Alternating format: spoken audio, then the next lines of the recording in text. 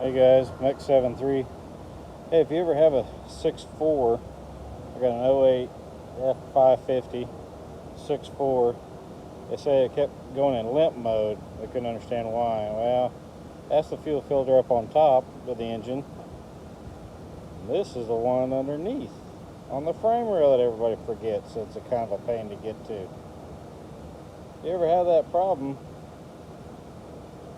check it out. Takes you a what is that, 36 millimeter socket. Shallow works quite well, 3-inch drive it works. But hey, if you haven't checked out the channel, make sure you do go subscribe, like, share it, follow, all that good stuff. Anyway, hey, peace.